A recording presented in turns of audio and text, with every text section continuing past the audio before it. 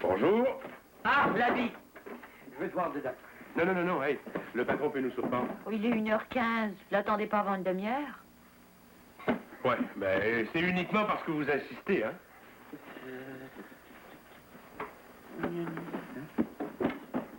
Chapeau? Oh, oula. Monsieur sera dans les honneurs. Le bal des policiers? Samedi, je suis père. Père? Vous êtes célibataire? Non. Ma nièce se marie, je lui sers de père.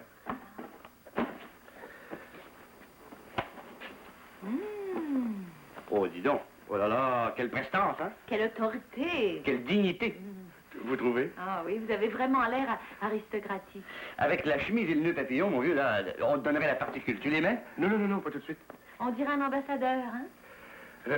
Pas de blague, hein, parce que je veux pas avoir l'air ridicule, surtout que je fais un discours, un petit laïus après. Un discours. Ouais, et si t'essayais maintenant pour nous montrer tes dons d'orateur, hein? Oui. C'est pas une mauvaise idée, vous allez me dire ce que vous en pensez.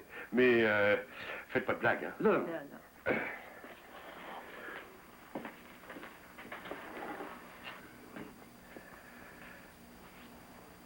Mes chers enfants, mes bons amis, ce n'est pas sans une certaine émotion que je vous avouerai que je suis ému. En effet, parmi vous, j'ai l'impression de retrouver mes 20 ans. Et que dis-je, mes 20 ans? Je les ai déjà, mes 20 ans, puisque j'ai 40 ans. 2 fois 20 ans. Une petite blague après le dîner, ça détend toujours un peu. Mais qu'est-ce qui t'arrive? Continue. Ben, c'est le trac, ça. C'est au trac qu'on reconnaît un artiste. Écoutez, il faut à tout prix que tu fasses disparaître Sophie avant notre départ en vacances le 16. Je n'en peux plus, je t'aime, Jacqueline. Bonne mère, d'où ça sort, ça? La poche du veston? Le type qui a loué le veston avant moi a dû l'oublier. Pas d'erreur, un crime se prépare. Si c'est pas déjà fait? Patron, il y a de la poudre dans l'air. J'aurais plutôt l'impression que c'est de la boulamite. Mais non, patron, quelqu'un va mourir. Ah, je vois, vous êtes croque-mort par anticipation. Lisez, patron, lisez, vous allez comprendre. Émile a trouvé ça dans son veston de location. Et savez-vous à qui ce message était destiné? Non, mais au magasin, on va sûrement pouvoir nous renseigner. Qu'est-ce que vous attendez pour y courir? Qu'est-ce que nous allions faire, patron? Pondot, chapeau. Pardon.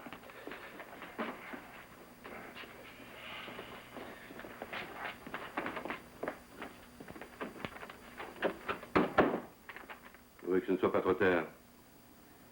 Avant que tu partes le 16. Et nous sommes aujourd'hui? Le 16, patron.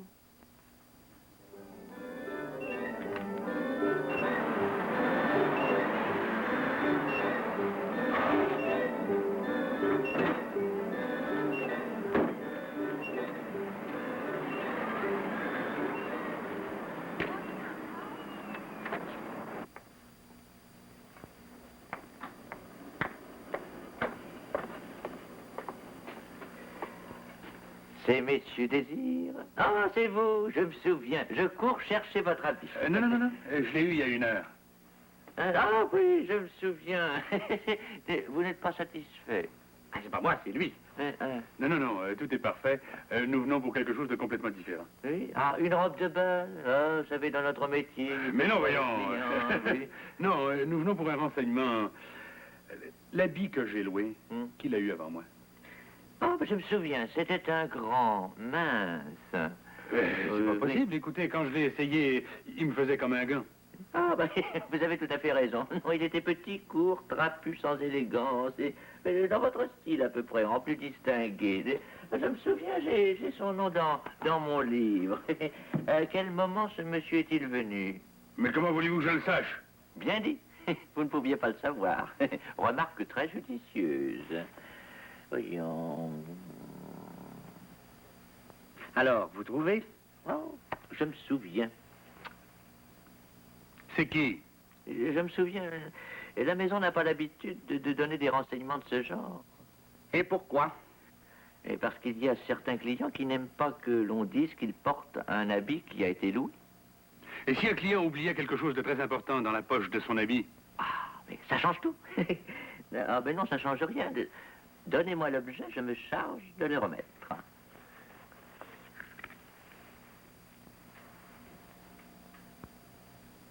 Oui, détective.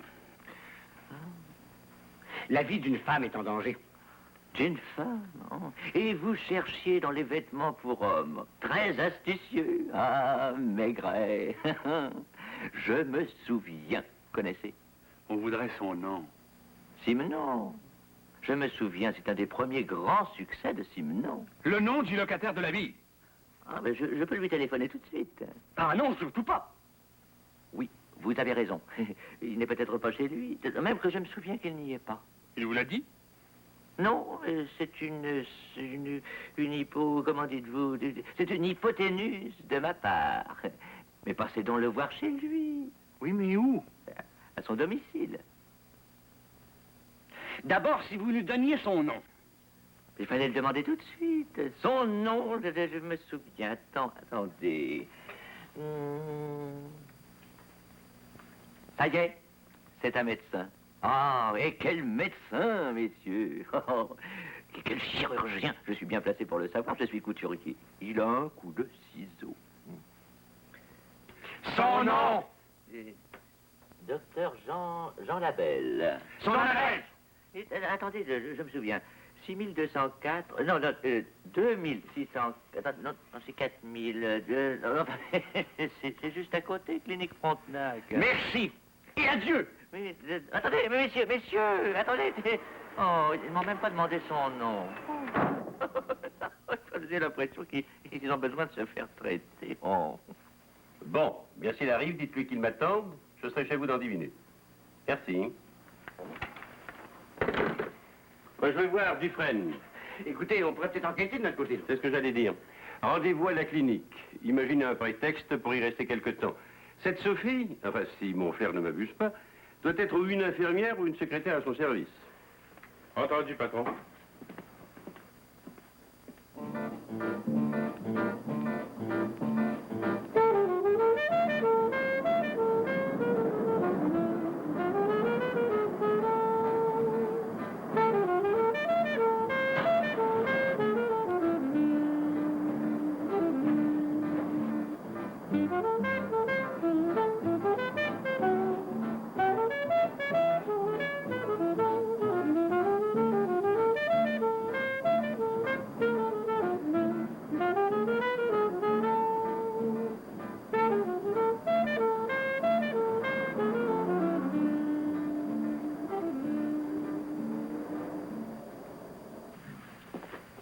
Bonjour, mademoiselle. On est de la Québec Power.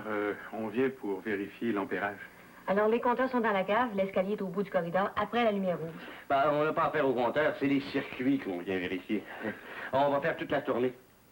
On aurait besoin, pour ainsi dire, de vos lumières pour nous guider. Vous êtes nouveau? On va en apprentissage. Bon, alors, à cet étage-ci, ce sont les bureaux des médecins. Au-dessus, la radiologie. Oui, je pense qu'on va commencer par ici, hein, Émile? Bon, excusez-moi. Clinique Frontenac, bonjour. Le docteur Gagné. Vous avez un rendez-vous, madame? Penses-tu que ça peut être elle, Sophie? Un instant, je vais vérifier.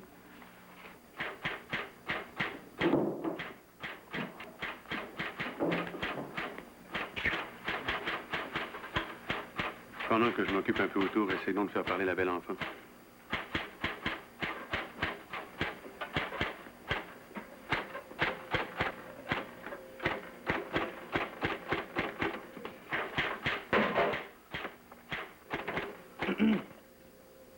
Monsieur?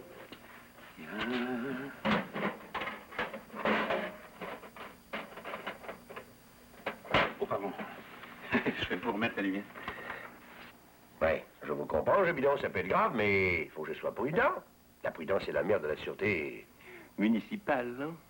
Non, écoutez, trêve de plaisanterie. Je ne vous le fais pas dire. Quand une vie est en jeu, la prudence devient de l'incurie. Mais pétard du diable, je vais tout de même pas me mettre aux arrêts le docteur Labelle sur une simple présomption, pour ce bout de papier. D'autant c'est une personnalité en vue, une erreur de ma part et je suis mort. Mort? Ah, vous le savez, il y a que dans la police où le ridicule tue. D'accord. Alors croisons-nous les bras et attendons le cadavre. Mais non, il ne s'agit pas de ça. Je m'occupe tout de suite de retracer cette Sophie. Rondeau et délégués sont partis au renseignement. L'autorité constituée, dûment mandatée, officiellement reconnue. Tiès. C'est vous. Et cette fois, c'est vous qui me le faites dire, Dufresne. Enfin. Demandez à vos hommes de ne rien précipiter. Ils sont déjà prévenus. Qu'ils restent immobiles pour le moment. Attendez ma communication. J'ai entendu, je resterai tranquille à mon bureau. Nerveux, mais patient. Le docteur Martel vous attend.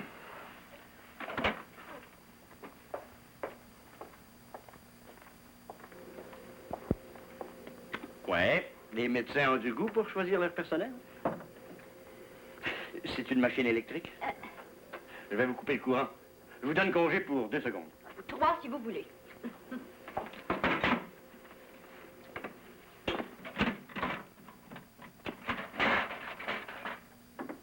Le docteur Labelle vous attend.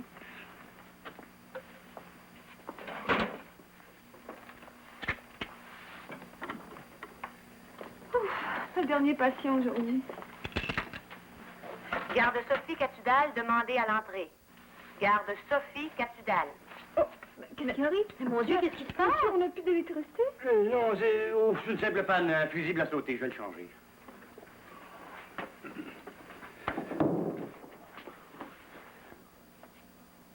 Qu'est-ce qui se passe?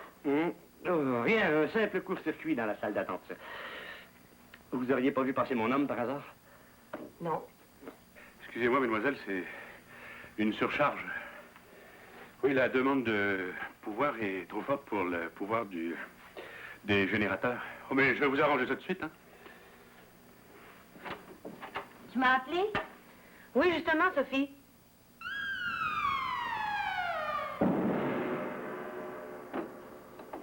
Je suis brun, lui. Je le sais pas, mais ils me font une drôle d'impression, moi, ces deux-là. Alors? Ben, j'ai bien vu une Sophie, seulement c'est pas la bonne, je te jure. Elle n'a rien de sentimentalement engageant. Qui est la véritable Sophie et où se trouve-t-elle? Ah, si on était à la radio, je te dirais, c'est ce que nous serons demain. Oui. C'est des lumières de là-haut qu'on aurait besoin. Pas celles du Québec Power.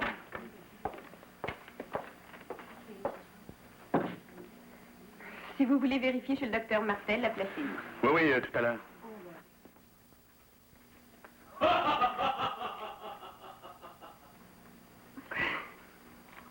Eh bien, on s'ennuie pas là-dedans. C'est le docteur Labelle. Quand il rit, tout l'édifice le sait. C'est son dernier patient. Vous pourrez ensuite faire votre vérification. Oh, rien ne presse. D'ailleurs, l'utilité de notre compagnie ne nous défend pas de profiter de l'agrément de la vôtre. Vous parlez bien pour un électricien. Ah, c'est pas étonnant. À l'atelier, on l'appelle le poète de l'éclairage.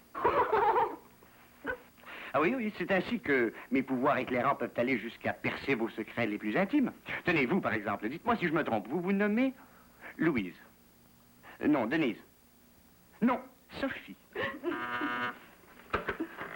Oui, docteur? Bien, je la préviens. Nicole, c'est pour toi. Vous voyez? Vous êtes trompé. Bon, difficulté temporaire. N'ajustez pas mon appareil.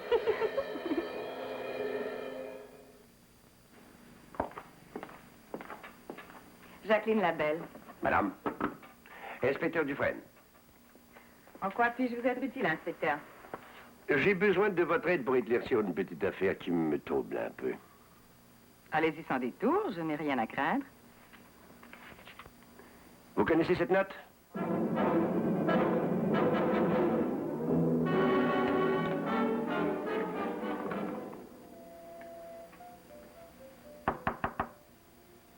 Entrez.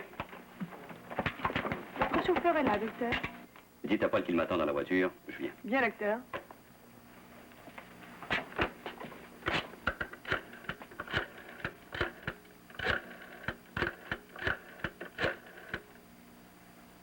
Allô? C'est Jean. Sophie est là?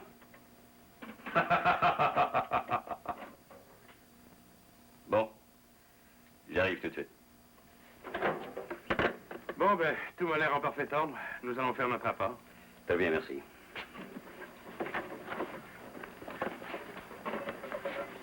Vous avez terminé? On dit même plus bonjour. Ne m'attendez pas cet après-midi. S'il y a quelque chose, on me trouvera chez moi à l'heure du souper. Bien, docteur.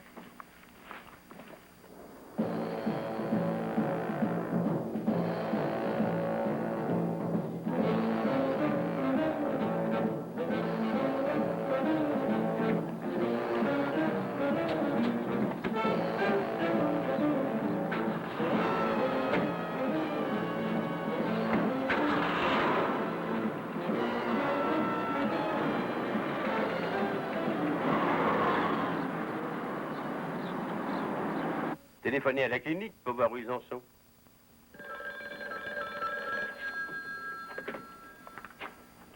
Oui? Oui, Dufresne. Ah non, non, pas encore. Ah, ils doivent être toujours à la clinique. Ma secrétaire essaie de les atteindre. Ah non. Oui, oui. Oui, bon, c'est entendu tout de suite.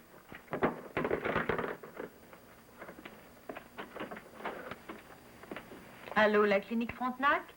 Ici, la Québec Power. Je voudrais parler à l'un des électriciens qui se trouve chez vous pour un travail de vérification. Bon, vous avez pas de chance, mademoiselle. Ils sont partis, ça fait à peu près une minute. Non? Ils m'ont rien dit. Mais ils avaient l'air pressés par ordinaire, par exemple. On aurait dit que la police leur courait après. De rien. La réceptionniste dit qu'ils viennent de partir en coup de vent. Un malheur de malheur. Ils vont nous mettre dans de jolis draps. Ça, je le sens.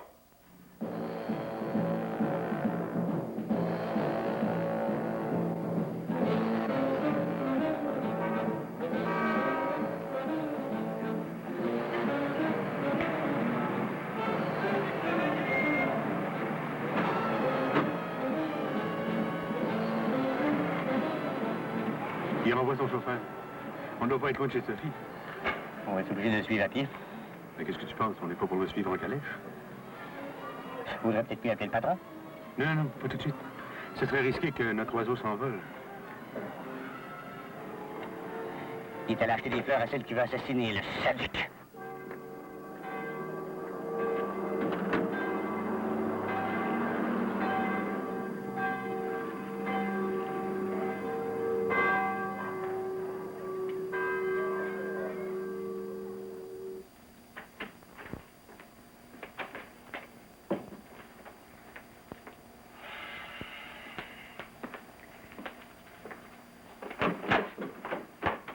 Alors, vos seins, vous les avez rattrapés? Non. Ils venaient de quitter la clinique. Oui, ils auraient dû rester, d'ailleurs, pour traitement. Il faut leur mettre la main dessus. Le pire est à craindre. Peut-être qu'en appelant Madame Labelle...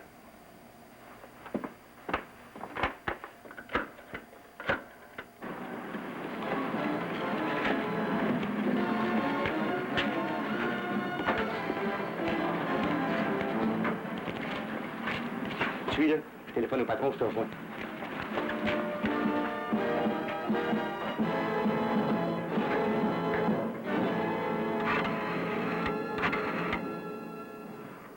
Claire, c'est Stan. La belle se prépare à commettre son meurtre. On le suit. Il vient d'entrer au 16 de la rue Saint-Denis. Prévenez le patron. Une minute. C'est raccroché. Allez, ouais. Allô? Allô? Oh, l'imbécile! Il vous a dit où ils étaient, au moins? Il a dit 16 rue Saint-Denis, là où serait entrée la belle pour commettre son meurtre. Vite! À partir de maintenant, les secondes sont des heures.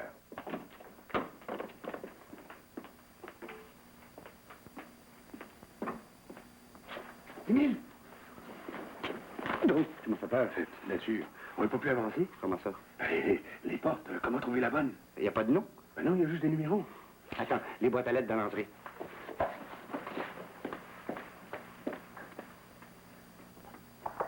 C'est la belle. Elle.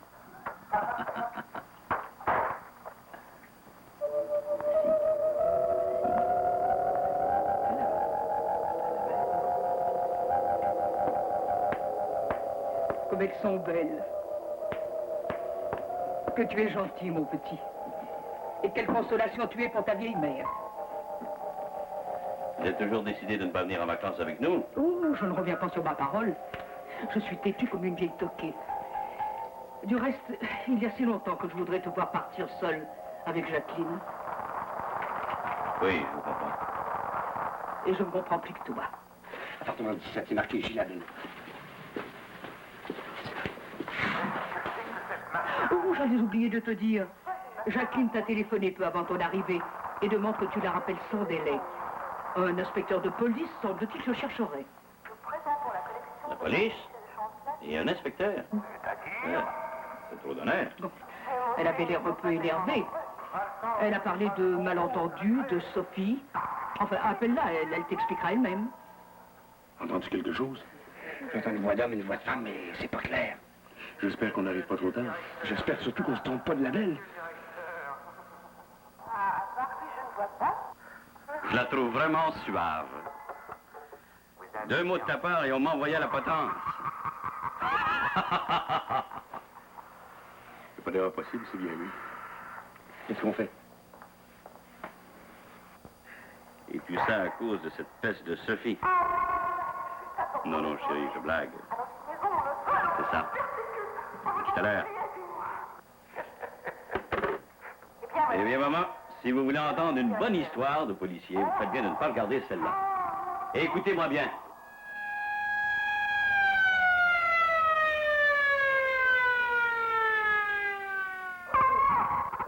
Je t'en prie, éteins cet appareil, c'est trop énervant.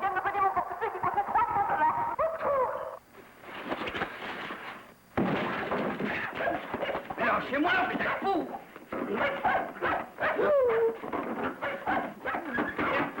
Arrêtez-le, c'est lui, l'assassin! Sophie, tranquille!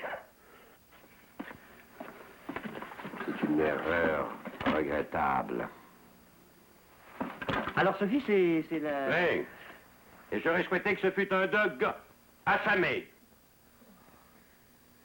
Mon Dieu. Là, ça va mieux. Oh oui. Oh oui, ça va. Mais comment ces bandits ont-ils osé? Comment des bandits? Non, pas des bandits, madame, mais des andouilles. Allons, inspecteur, n'en mettez plus. Vous savez très bien qu'au ciel, les andouilles leur sont rendues au centuple. Écoutez, inspecteur, on pensait sauver une vie. Enfin, voyons. Mais allez-vous m'expliquer cette mascarade? Il s'agit de l'histoire de policier que je m'apprête à vous raconter. Vous venez d'en vivre l'épilogue. Je vous raconterai les autres chapitres plus tard. Mais j'ai été bien inspiré d'apporter vos médicaments. Oui. Madame, et vous, docteur, vous nous voyez navrés. Nous vous devons réparation. J'espère que vous comprendrez que j'ai tout fait pour empêcher cette malheureuse méprise. Je ne vous cacherai pas que ces 2 gaillards-là m'ont donné la peur de ma vie. Docteur, mon collègue et moi sommes prêts à tout pour vous dédommager. Ah oui? Il me vient une idée. Je vais vous demander qu'une chose. Tout ce que vous voudrez. Ah oui, c'est oui sans savoir. J'ai un petit dada. Écrire. Ah oui? Et alors? Vous allez me raconter votre histoire. Oui, oui. Je connais un réalisateur à la télévision qui serait fort heureux de monter une comédie aussi loufoque. Vous savez bien, docteur, qu'on vous la refusera. Alors? Et pourquoi, inspecteur? Pour invraisemblance.